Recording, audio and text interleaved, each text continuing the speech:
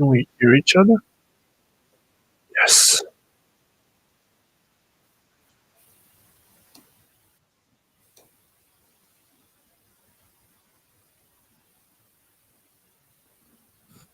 How about now?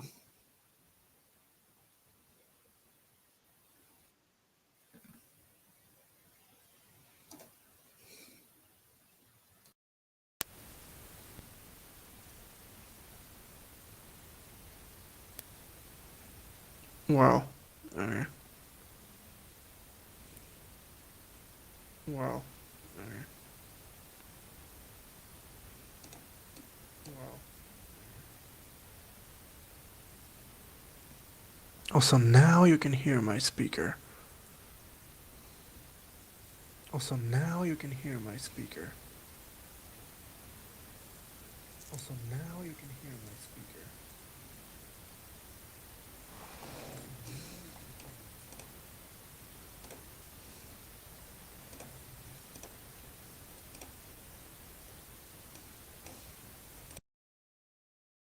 What about now? What about now? What about now? Is this any better? Is this any better? Is this any better? I'm guessing, right? I'm guessing, right?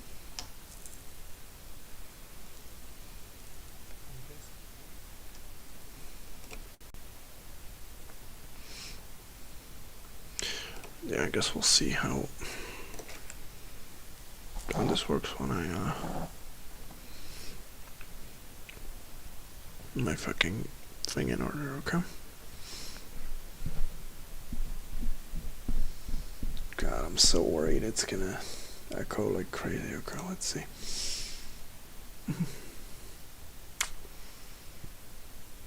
Share screen.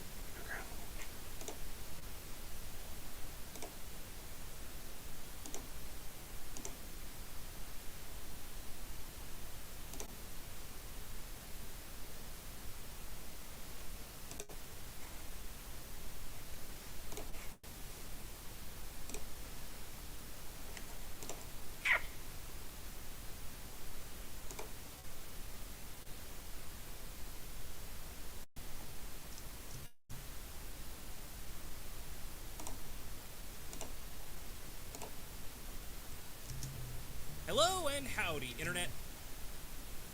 What is up? Today, I want to talk about Pokemon and Yu-Gi-Oh! And what sort of Pokemon would match well with the characters in Yu-Gi-Oh! So here's how it works. In this video, we're going to be taking a look at some of our main Duel Monsters characters, namely protagonists Yugi Muto, Seto Kaiba, and Joey Wheeler, and build a 6-member Pokemon team for each of them. Each team is based on some of their most iconic cards, with each Pokemon corresponding to a specific card. First up, let's kick things off with King of Games himself, Yugi Muto. We'll base his team on the Dark Magician, Dark Magician Girl, Valkyrian, the Magna Warrior, the Sun Star, Kariba, and of course, his Egyptian god monster, Slifer the Sky Dragon. So let's dive in.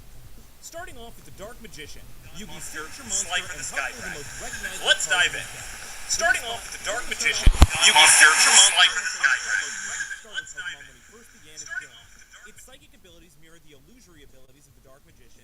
It's brimming with potential and can evolve into more powerful forms like the Dark Magician. I think this is a natural choice for Yugi's first Pokemon partner.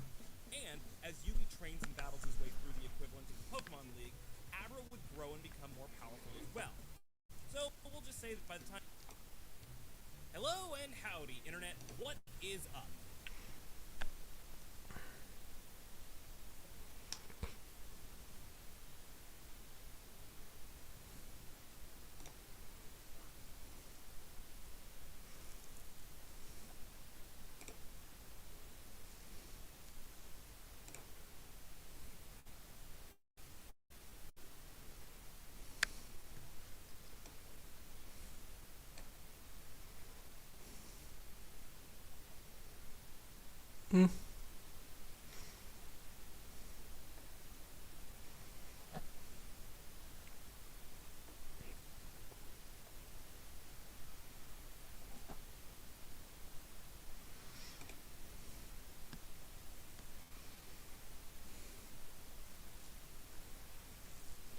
charm.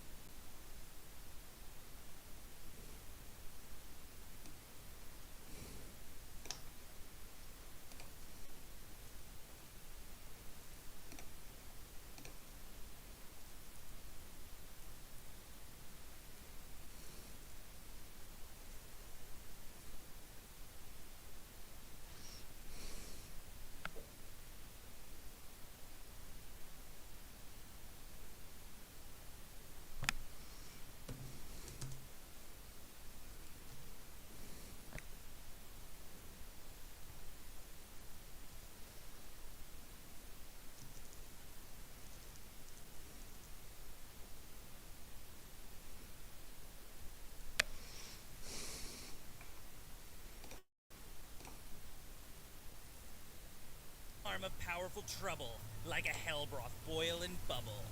Double, double toil and trouble. Fire burn and cauldron bubble. The time hath come, let me give you a visual. Fire of burn this and cauldron most potent bubble. ritual. I ritual summon my YouTube video, Emerge video, and answer this question a score of years in the making.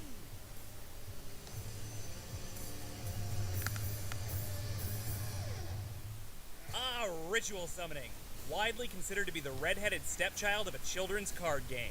But if the comment section over the last few months is to be believed, it looks like there's still a lot of love for the original monsters in blue. And is it really hard to understand why? Blackluster Soldier, Magician of Black Chaos, Relinquished? These guys had some of the most incredible introductions back in the day. Ritual summoning seemed like it was set to play a big role in the series, until it just kinda died, only to be brought back on life support once every couple of years. The Ritual Monster art color was stolen by the likes of Obelisk the Tormentor and the Legendary Dragons, before being permanently recycled for Link summoning almost 20 years later. And a bunch of old Ritual monsters have been retrained as more powerful standard monsters. Seriously, in the 2 decades since Yu-Gi-Oh! Was released, Konami has produced less than 100 different Ritual monsters. If that isn't getting the shaft, I don't know what is. So today we're going to be taking a look at why rituals are the least prominently used summoning method amongst duelists across all 7 series. And yes, the obvious answer is that ritual summoning just isn't that great. It's a slow play style that only works in specific situations. In the age of pendulum summoning and so many extra deck options, my old Hungry Burger deck just isn't gonna cut it in the big leagues. But this is a show where a guy running the Great Moth as his ace was somehow a world champion, so clearly these decisions were about more than just strategy. In fact, throughout every incarnation of Yu-Gi-Oh!, we've seen that Duel Monsters is much more than just a game of chance. Duelists constantly use magical items, technology, special cards, and other artificial power-ups to swing duels in their favor, and we repeatedly see characters choose to build their entire decks around monsters with whom they've bonded on a spiritual level. So with more than simple mechanics on their side, why have so few ritual duelists come to the forefront? In my last video on the disappearance of Synchro Summoning in Yu-Gi-Oh! Zexal, we established that the process of summoning dual monsters can actually be used to generate energy. The way real-world society uses things like dinosaur blood and the sun to power everything from your cell phone to space exploration. This is important because of a principle called the Law of Conservation of Energy, which states that energy cannot be created or destroyed. It can only be displaced or transformed, which we've seen in this show since the beginning. Do monster spirits die when they're defeated? Nope. They just end up in the graveyard, where they're banished from play, where they can still influence the game through various effects and combinations. Despite being repeatedly conquered, monster spirits never die. But, when the right conditions are met, they can undergo a transformation. You want the ultimate engine of destruction? No problem. Just throw down a polymerization card and those 3 Blue Eyes White Dragons will become the Blue Eyes Ultimate Dragon! But overlay those 3 monsters instead, and you get the legendary Dragon of White, a completely different monster made up of the exact same components. Ritual summoning is just one more method of transforming energy. Take one of those same dragons, sing a little kumbaya, and you've got the Blue Eyes Chaos Dragon. But these specific processes haven't always been around. Synchro summoning was discovered during research and development on a renewable energy project. Human technology had to develop to a point where it was even possible to summon these monsters. Ritual summoning, on the other hand, likely dates at least as far back as ancient Egypt, where they definitely weren't using power plants with genocidal tendencies. So what did they have to work with? Chaos. Chaos is an incredible source of power explored most thoroughly in Yu-Gi-Oh! Zexal, where we learn that it's the driving power behind life itself. The human self-preservation instinct is derived from each person's supply of chaos, and humans who lose that chaos simply die. But it can be used to do all kinds of useful stuff, like rank up Xyz monsters, perform various feats of magic, and play a major role in the war between Astral World and Varian World. It first appeared on Earth billions of years ago, when the Numeron Code, a single card containing the power of the universe's creator, crash-landed and split off the moon. Yeah, this show is weird. Now fast forward to about the year 1000 BCE, where the Egyptians have learned to harness their chaos.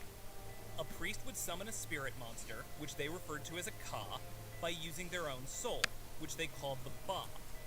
These monsters would then be sealed away in stone tablets by the Millennium Items. And speaking of the Millennium Items, they were created by sacrificing the 99 villagers of Kul Elna, imbuing the relics with 99 lives worth of Ba. The point being that these early Shadow games are riddled with ritualistic behavior. The way that opponents stand opposite one another, the ceremonial garb and items, the traditional even back then setting, these proto-duelists are harnessing their own power of chaos through the meditative discipline of religious ritual practices. Sound like a bit of a stretch? Well, let's talk about the Egyptian gods for a second. One of these 3 is not like the others. Before localization, these 2 cards are known as Osiris the Heavenly Dragon and Winged Divine Dragon of Ra, named for the gods worshipped in real-world Egyptian culture before the Common Era. But the 3rd god card, Great Divine Soldier of Obelisk, isn't named after a god at all, but rather an obelisk monument, a stone pillar that represents the Ben Ben, a primordial mound upon which the god Atum, sometimes called Atem, stood at the creation of the world. And in that creation myth, it is said that Atem drew forth the world and life itself from the waters of chaos. Oh, and not to put too fine a point on this, but some interpretations of the mythology describe the ocean of chaos as being male genetic material. If you catch my drift. Really ties together that whole energy of life idea. But the point here is that an obelisk isn't a god or a sentient being. In order for one to be given life, not to mention the power to rival the other 2 gods, it would need to be imbued with a significant amount of chaos, the sort of thing that the pharaohs and their priests achieved through long and complicated ritual magic. Suddenly, that blue monster art makes a little bit more sense. So moving past all of that delightful information, the original Shadow games consisted of 3 practices that we would equate with summoning methods today.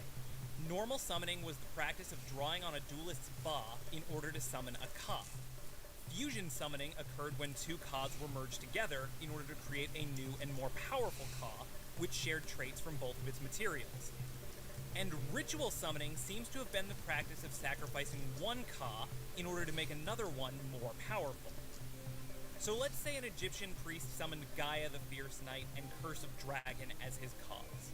That priest could then cast a spell in order to fuse the 2 monsters together to form Gaia the Dragon Champion. But what if Curse of Dragon wasn't available? He couldn't just keep pumping his own Ba into Gaia, otherwise he might just end up killing himself, like we saw in the case of the priest Mahad and the Dark Magician. But he could perform a ritual to draw the chaos out of another monster in order to augment Gaia's strength, transforming him into an entirely new Ka known as the Blackluster Soldier, or, if you prefer the original translation, the Chaos Soldier. And you might ask, how is that different from synchro summoning?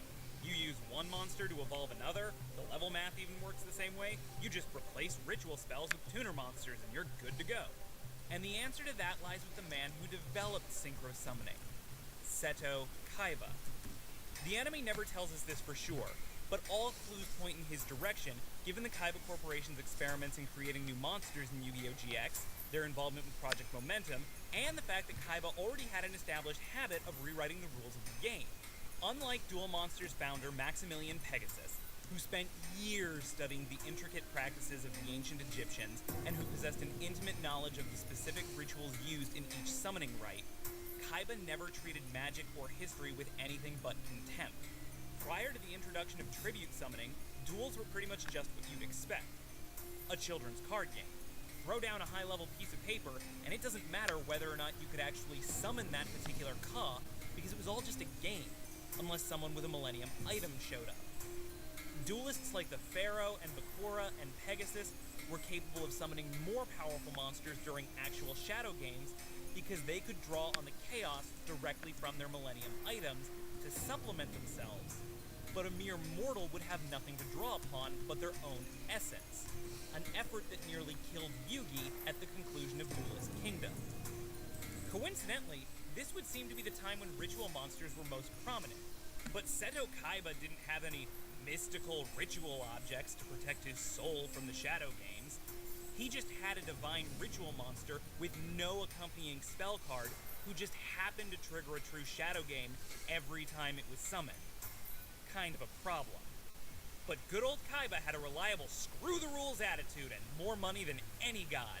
And so by blatantly denying all of the previously established rules of magic, he found a way to replace the ritual practices of ancient Egypt with the microcircuitry and software of his company's Duel Discs, rewriting the game's rules to allow even a mere mortal to summon godlike monsters in a true Shadow game. For duelists involving themselves in the Shadow games, the new tribute mechanic served as a critical form of insulation that protected non-magical duelists from the game's more lethal side effects. Synchro summoning takes this a step further, by reintroducing the evolved power of ritual summoning, but without a need for the mental discipline and understanding of how to perform a ceremony in order to produce the card. It reduces the variation of the process to a simple monster plus tuner formula, simplifying the process of printing new cards tremendously and allowing Kaiba to add another couple of forms to his arsenal of Blue Eyes monsters. And if computers and their programming could replace arcane rituals when summoning, that could explain how ritual monsters like Blackluster Soldier and the Magician of Black Chaos could be retrained as Envoy of the Beginning and Dark Magician of Chaos. The Kaiba Corp software simply found a better way of powering up the Gaia the Fierce Knight or Dark Magician Kas into their more powerful forms. And as Kaiba Corp Duel Discs and Battle City rules became standardized all over the world, ritual summoning simply wouldn't have been a useful tool for the Shadow games anymore. Studying the ceremonies of long-dead Egyptian culture to generate the proper ritual spell card wouldn't have been worth the money for Pegasus and Industrial Illusions anymore, especially once Pegasus failed in the mission he invented the game for anyways.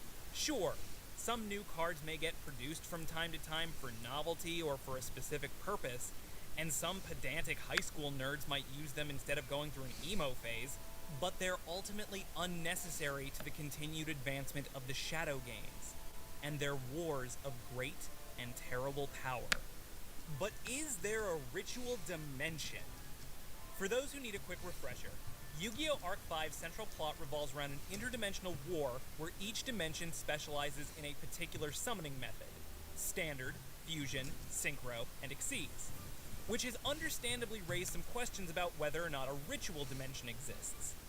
We know that ritual energy is present throughout this show, as both Aura Sentia and the reimagined Alexis Rhodes use it in the fight against Duel Academy, though it's unclear where the knowledge of how to perform this technique came from.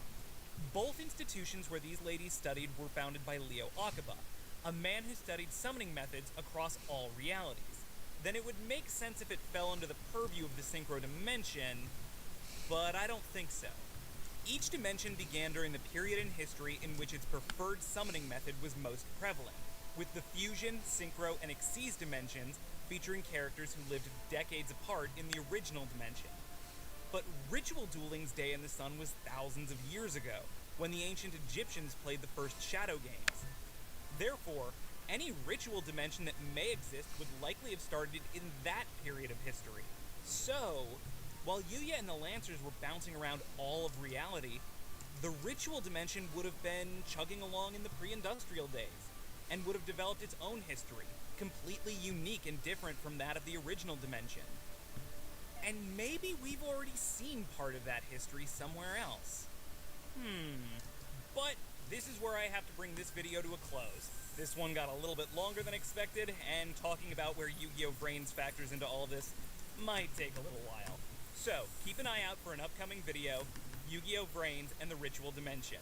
And if you're impatient to see that video, you should probably head over to Twitter and vote! You can cast your vote on whether or not the next video for my channel should continue to focus on the lore of Yu-Gi-Oh! Or if I should jump back to making some Dragon Ball content for a while. Or if there's an entirely new franchise you'd like me to tackle. And while you're waiting for that, why don't you leave a comment here telling me what you think about ritual monsters? Love them? Hate them? Is this really why nobody uses them? Let me know your thoughts below, and if you're enjoying this content, I'd really appreciate it if you'd hit that subscribe button. It genuinely helps me continue making these videos, and just makes me feel good inside. Everyone stay safe and stay healthy, and I will catch you in the next video. First,